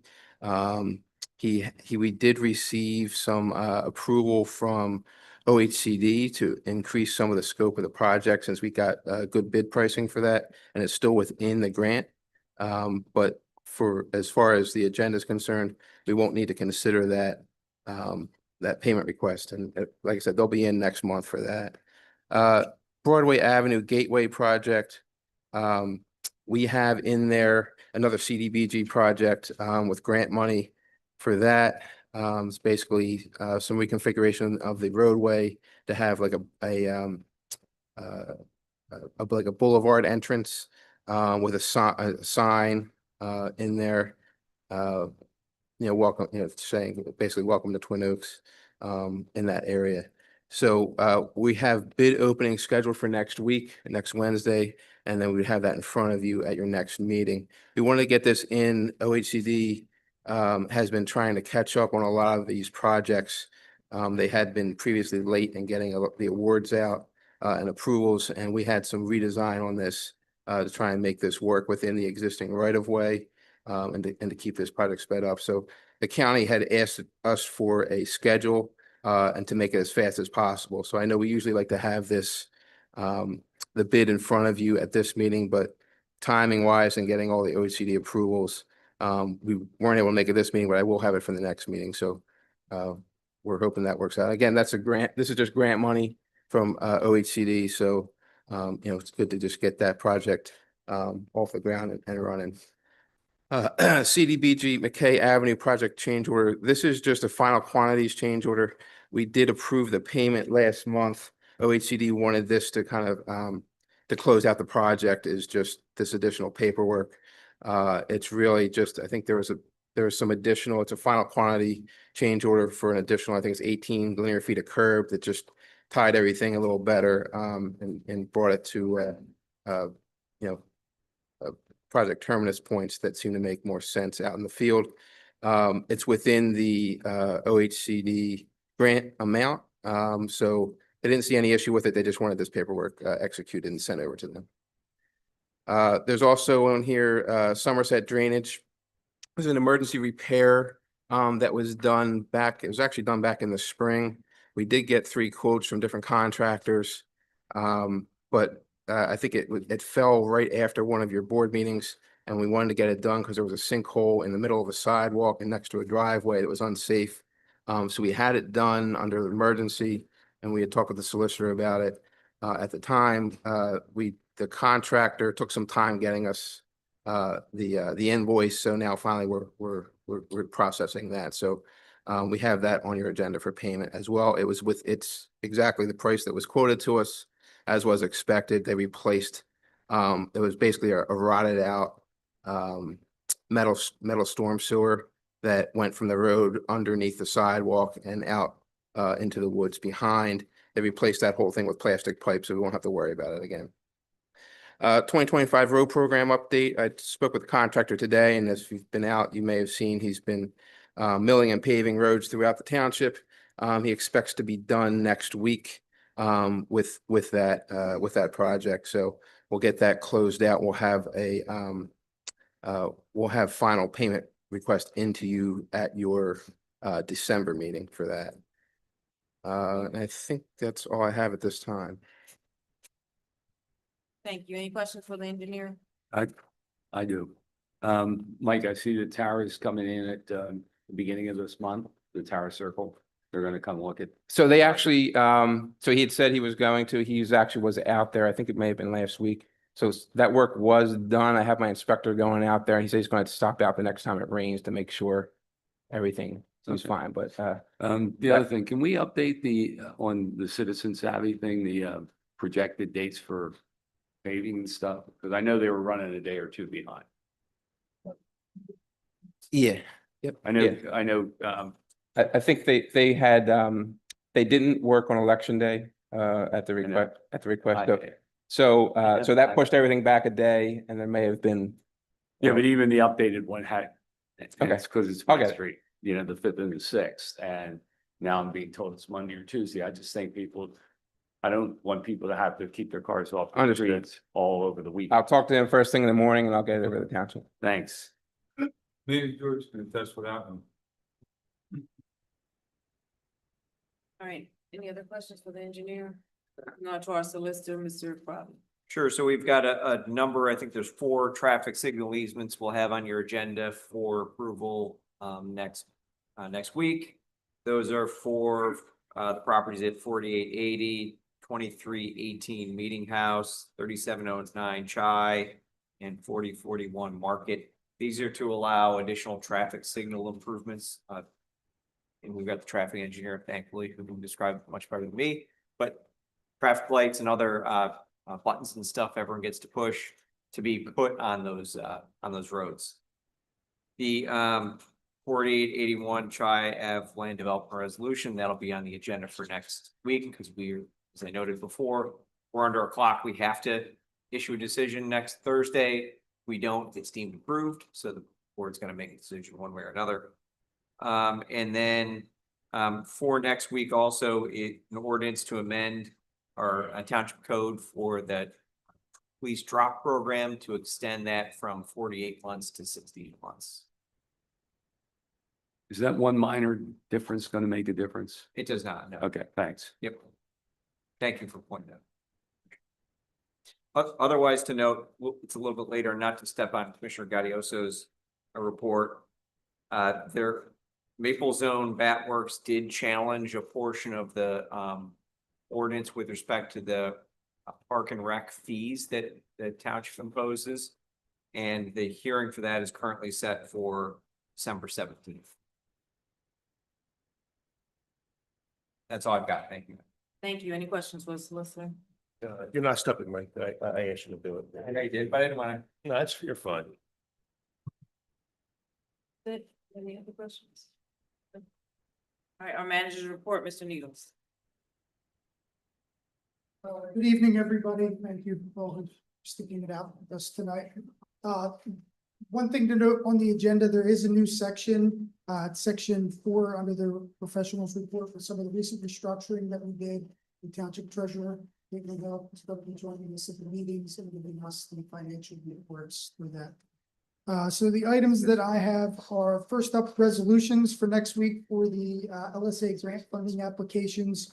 So the LSA grant application is a program through the Department of Community and Economic Development Commonwealth Financing Authority. It is monies that are not directly allocated to anything that come in from the various enabling facilities throughout Pennsylvania. We have access to put together competitive grants to try to secure that money. We have been successful in the past in securing that money. We have secured a grant prior for a street sweeper, which came in, missing some lights, went back out, and will be coming in next week. We are waiting to hear back on a couple other grant applications. They typically recommend that we apply for as many different things as we can. So we have a potential application in the amount of $275,000 to be used for improvements to Johnson Avenue Park. This is to replace outdated equipment and support recreational use of Johnson Avenue Park. We believe this is a good project because there was previously a Green Region grant from PICO that helped pay for some improvements to that area, that park. There was also currently going on a community development block grant project, which is cleaning up the front entrance of the park. As well as prior, we were awarded a community development block grant for a signage project, which installed a historical marker as well as some other signage in this area. So it's a good project as it builds on other projects. The next application we're proposing through a resolution is $1 million application in conjunction with the Southeastern Pennsylvania Stormwater Authority. This would be to complete phases 1 and 2 of the Boothwyn Town Center stormwater improvements. These include adding in storm drains on 3rd Avenue to catch stormwater off of Graham Avenue and 3rd Avenue, adding in stormwater inlets and pipes on 2nd Avenue, and adding in stormwater pipes and inlets on Malatesta to catch all the stormwater there and get it back to a stormwater basin located on the township owned property that we acquired a couple of years ago on Bellevue. If you've attended those meetings, you know there is a resident that comes in that is struggling with an issue over there. We know that there's many issues with many residents with stormwater throughout the community. However, this is one where the Stormwater Authority owns the system there. We own the roadways, so this is a project that we can do. So we will apply for the funding for that project. We also have a application for to acquire a property on Peach Street. It's 1706 Peach Street. It's a property that fits into the objective of the master parks plan of what we've been trying to do in that area. As you may know, over the years, we've been acquiring open space along the Nommans Creek there. so that we could eventually have a passive kind of recreation trail that leads you to Peach Street Park and then hopefully is able to connect into, eventually what we call Bergdahl Park, which would be where the roundabout of, Mill Road, is. So, again, this builds on some work that's already been previously done. So we believe that this is a good application. We'll submit this one in through as well. And then not included in your binders, but I believe this is still coming in, are applications for in conjunction with the ambulance company for a new ambulance. We want to try to get on a cycle, let them reapply once every 5 years so that we get them, helps them with their long-term costs. As well as we looked at the potential to use this for police vehicles. We're still evaluating whether or not this is a good avenue for purchasing police vehicles. They're not an exorbitant cost, so it's not like a high ticket item, be a pretty low ticket item, and we don't want them to act favorably on something like that and not look at one of our larger items. So we will continue with that there. Next item you have is a payment request from Blue Scope Construction on the library project. So the library project, you will see physical construction going on there at some point this month. So the building at Reliance is almost complete, the renovation project there. And I've been told that they will be able to move out before the end of the month so that they can get into that building, which allows the contractors to move in. As you know, we have some timelines associated with the dates of the grant monies that we got for this project.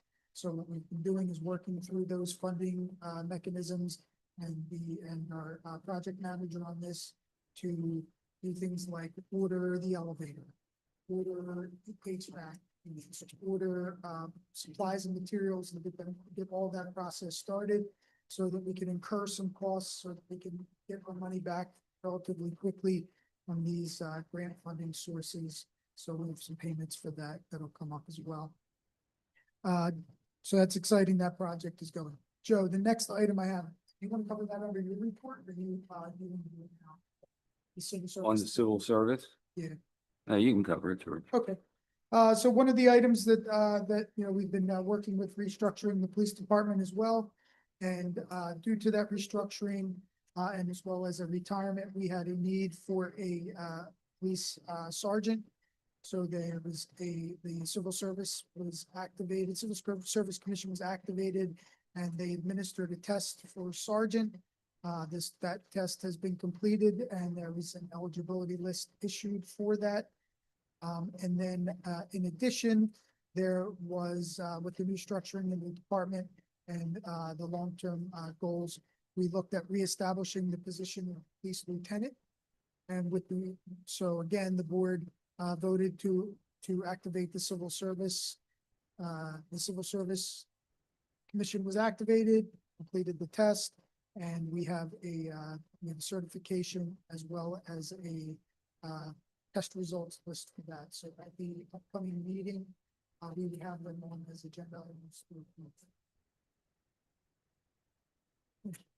I have a couple other items real quick, which put them up on my phone. I apologize.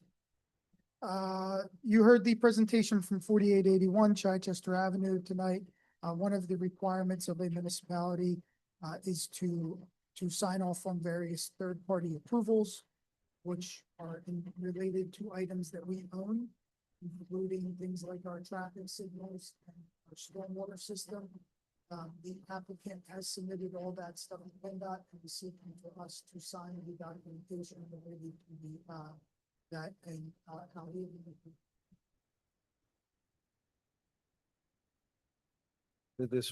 This would be part of their highway occupancy permit process. PennDOT requires the township to sign certain application documents prior to issuing them for the traffic, where it said from the traffic signals that they're supposed to be modifying and stormwater facilities. And it's the typical TE 160 form that we do very regularly that you see anytime we make an improvement to an intersection, change anything on the intersection, we submit this to PennDOT. That has to be done. And then the final item I have on my agenda for tonight is and every year there are various, we call them the ABCs, they're the authorities, boards and commissions. So various people throughout the community serve roles on these boards, authorities and commissions. They help us to kind of keep the government running. They are things like our Civil Service Commission, our Planning Commission, who would be the body that heard this, the applicant that was in earlier tonight. Our Recreation Board, who I see a member on the public, Southern Delaware County Authority, which is the sewer authority. Also see a member out in the public tonight. Our Zoning Hearing Board. Zoning Hearing Board is when someone would like to do something on a property that does not comply with zoning. It gives them a mechanism to due process as for their property rights. And then Property Maintenance Appeals Board, we enforce the International Property Maintenance Code, and the International Property Maintenance Code requires that we have a 3-person appeals board. So we have reappointments for that, as well as the one position on that Property Maintenance Appeals Board is still vacant. We've struggled to fill this position. So if anybody is very interested in that, if you come by the township, call the township, email the township, email your commissioner, email me, any of us, contact us somehow. We are always looking for people to help out in some manner. So we really would appreciate that. And then commissioners who will be here with us next year are there, and then you guys will appoint that reorganization. Property Maintenance Property Appeals Maintenance Board. Appeals Board.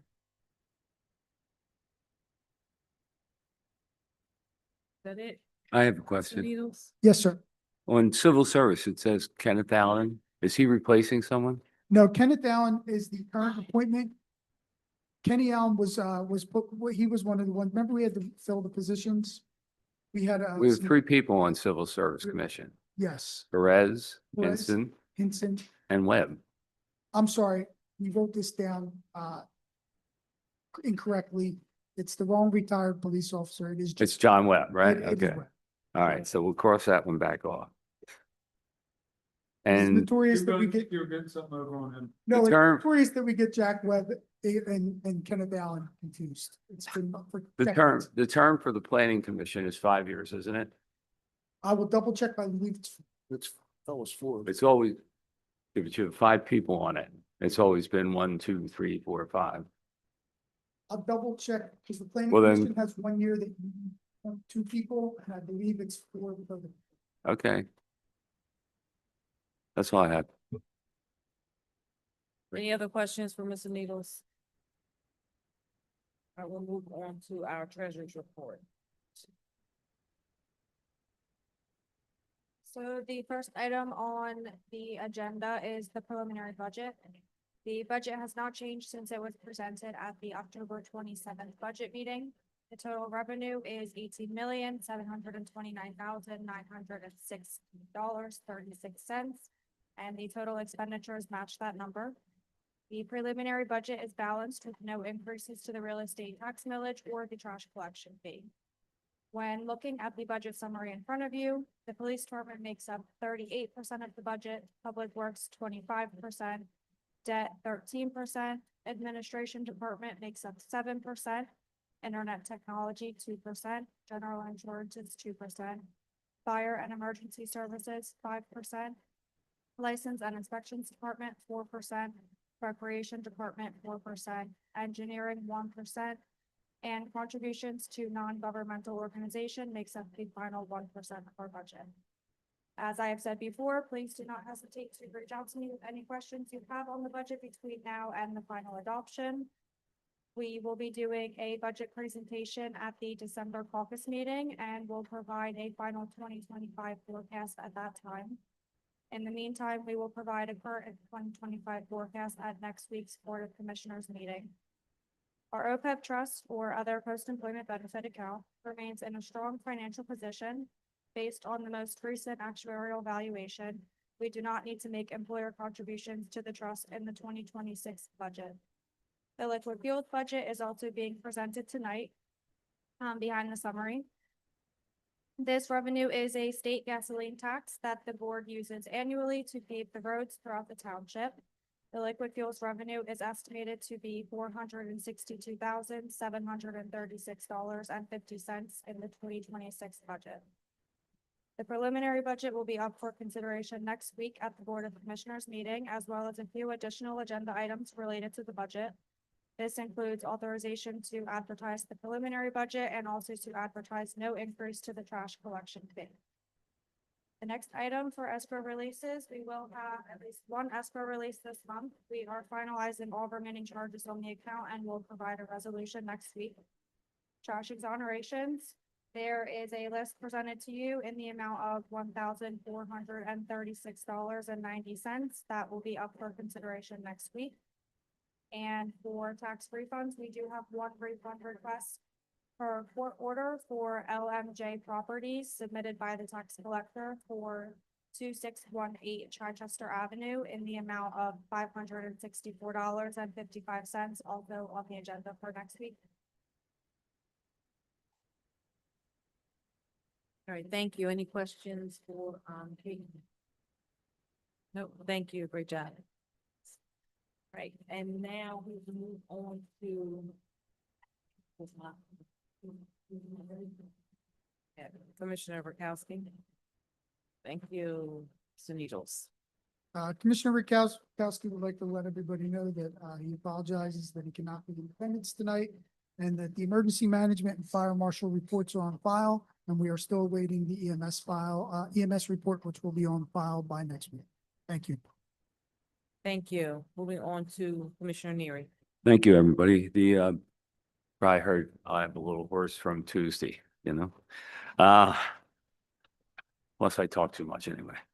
The list of bills is in your book. The financial reports will be available next week, as well as the police report. And that's all I have. Thank you. Thank you. Any questions for Commissioner Neary? Commissioner Baca. Thank you. I'm gonna be quick also. I just want to make a few comments. Our new street sweeper came in this week. We got a $250,000 grant for that? And yeah, 270, and it only took 2.5 years to get here. But it's here, and that truck's couldn't have came at a better time. That's a multi-purpose truck. We'll be able to use that with this new stormwater authority. This truck will be able to clean out inlets and stuff like that. And we're gonna put it right to work. We hope, like George said, we're working on our first big grant. And I hope everybody's gonna be happy with this stormwater eventually. I know it was rough coming out of the gate, but we did our homework, and I think it's gonna pan out. I mean, it's something that had to be done. We have to fix some of these problems. And we dug in and we got educated on it, and we took the best route we thought possible. The regular sewer authority, the force main they've been working on, it's winding down as far as I know, Mr. Sioka, right? Yeah, they're down to ridge already, Yes. so they're in the Rough turns and stuff, and have Yeah. to make some adjustments. yeah, so probably 90% complete, and just have the connection, mostly the connection to make. So they're very close. Anybody has any questions on anything with highway and sanitation? They're running normal, doing what they're supposed to. So I have, if there's any questions. All right, thank you. Any questions for Commissioner Baca? Commissioner Gaudioso. Thank you. Good evening, everyone, again. Most of my items were covered tonight. We had 4881 Chichester Avenue come in tonight to present. We do have several extensions. One is for 801 Bethel Avenue. That goes to December 15th, 2025.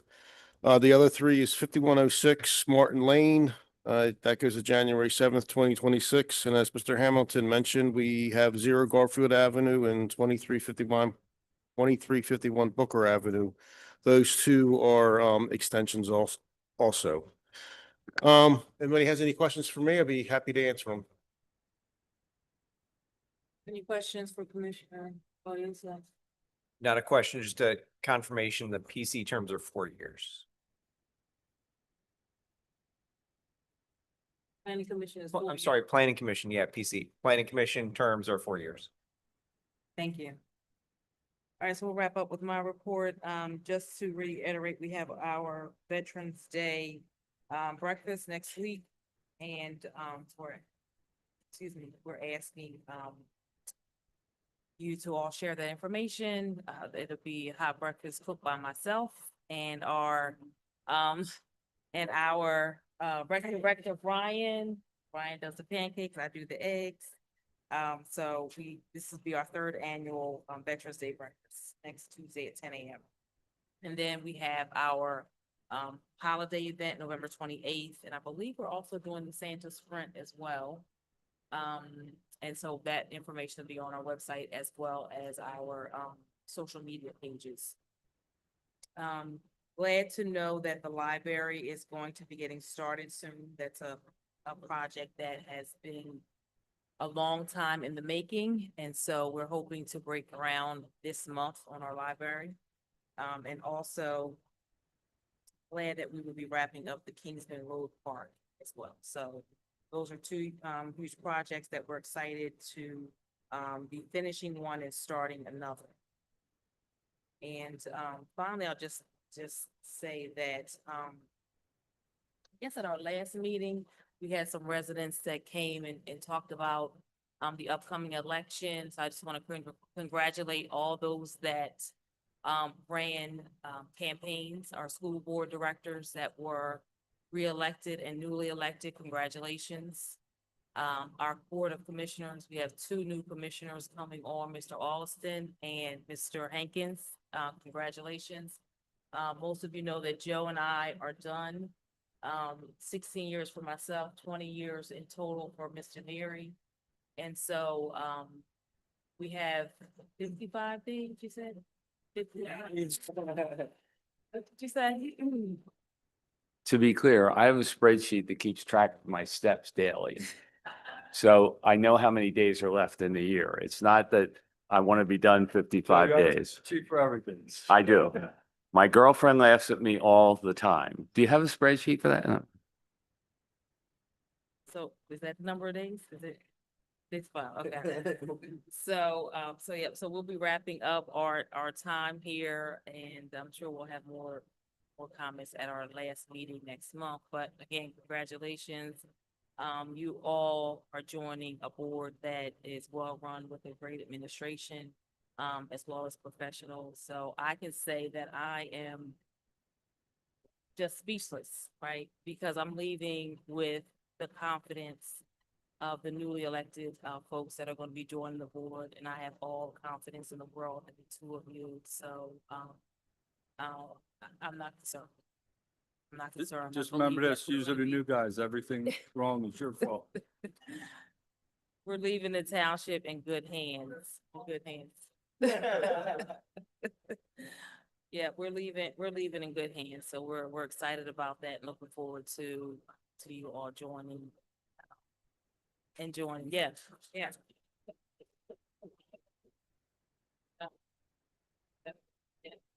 Good job. Anything else? Before we wrap up? Motion to adjourn.